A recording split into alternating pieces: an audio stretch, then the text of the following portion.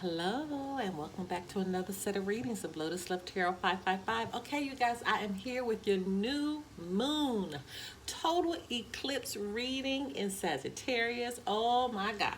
Are you feeling the energies already? Well, first and foremost, I'd like to thank you for just joining us and thank you for supporting the channel. You guys, a little bit about this reading. You can apply this to your sun, your moon, your rising, and for some, even your Venus sign. Hello to our cross watchers. Keep in mind that the energies are transferable. So if it doesn't relate to you, it could relate to your partner because the energies will definitely flip-flop from time to time, okay? And do also realize that you could be picking up on an energy that surrounds you as well, okay?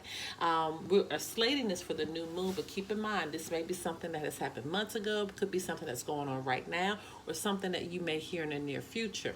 You guys don't forget to follow us on Instagram at Lotus Love Tarot 555. Please subscribe to our channel. Like the readings because it helps push those out a little bit further for me. Don't forget we have a Patreon and we also have a private segment as well. We can do private readings for you. All right, my loves, I am ready to get into these new moon readings. If you're interested in the new moon, just let the video play a little bit, and then towards the end, you'll be able to find out a little bit more about this solar eclipse that we're going to experience with this new moon. And also, keep in mind about setting your intentions. And so the link and knowing how to set your intentions, that can be found below as well. All right, now on to your reading. Hello, my Aquarius. Okay, you guys, let's get right into your reading. And again, this is just a mini reading, okay? This is not a long reading. This is just trying to see what energies are going to come out for you so you can begin to set your intentions. And if you want a little bit more about this new moon and this total eclipse, I have more information at the back of this reading pertaining to that, okay? All right, so let's get right into it. Holy Spirit, Divine Creator Universe, what messages need to go forth for the sign of Aquarius as they begin to set their intentions on this new moon and total eclipse on December 14th, 2020? What messages, okay?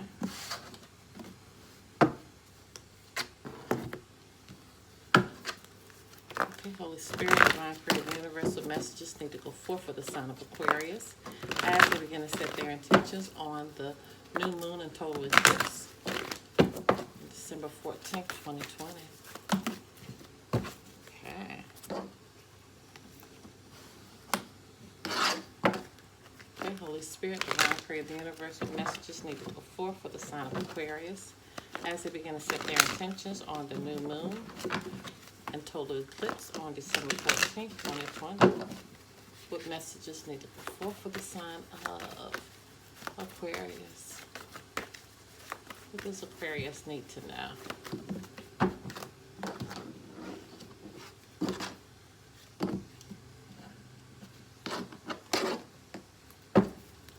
Okay, Holy Spirit, Divine Creator of the Universe, what messages need to go forth for the sign of Aquarius as they begin to set their intentions on the new moon and total eclipse on December 14th, 2020? What messages need to go forth for the sign of Aquarius? Love Spirit is telling me to take that one too. Okay. Holy Spirit, Divine Creator of the Universe, what messages need to go forth for the sign of Aquarius as they begin to set their intentions on the new moon and total eclipse on December 14th, 2020. What messages need to go forth for the sign of Aquarius? What does Aquarius need to know? Okay.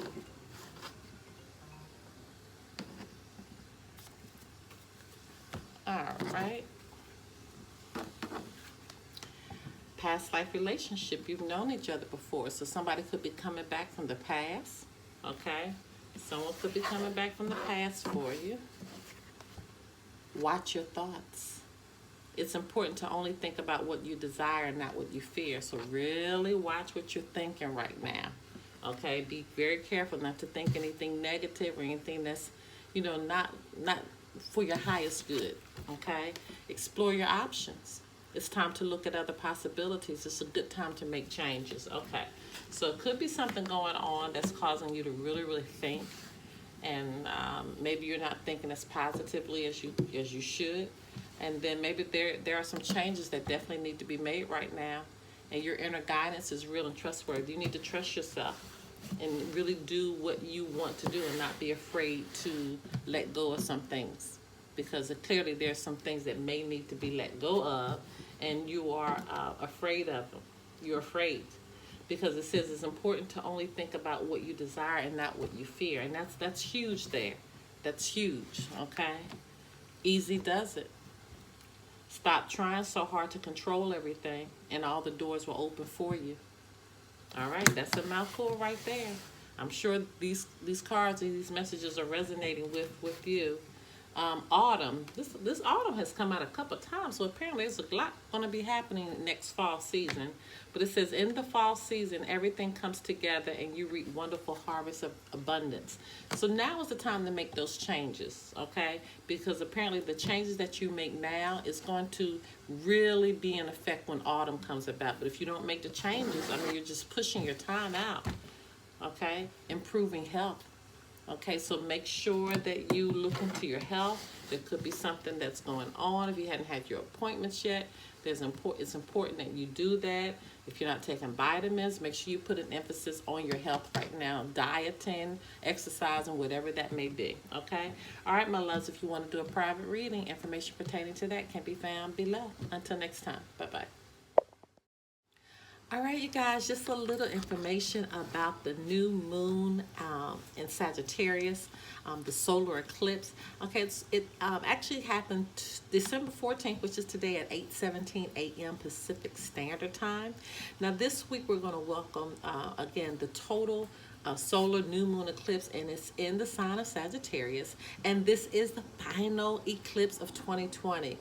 It's going to highlight Sagittarius, and it's on that Gemini axis once again.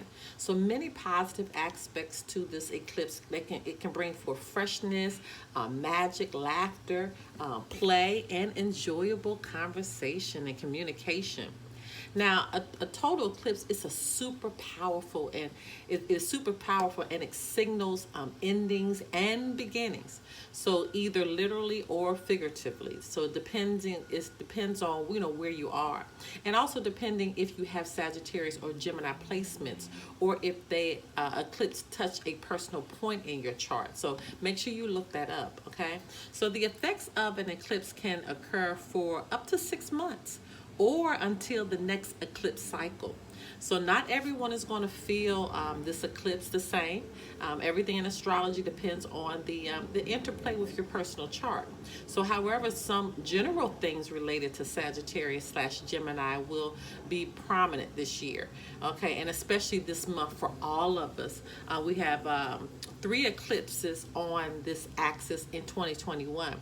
So we are here to learn the lessons these 2 signs will bring to us and how to integrate them within us. Okay, so both Sagittarius and Gemini, they are mutable signs, meaning they are ever moving and changing. Mutable energy is like chaotic, changeable, and flexible in mind and thinking. So eclipse carry an energy of instability, too similar to mutable energy. So the days around an eclipse can feel unnerving, chaotic, and exciting, depending if you're comfortable with the ever-changing vibe.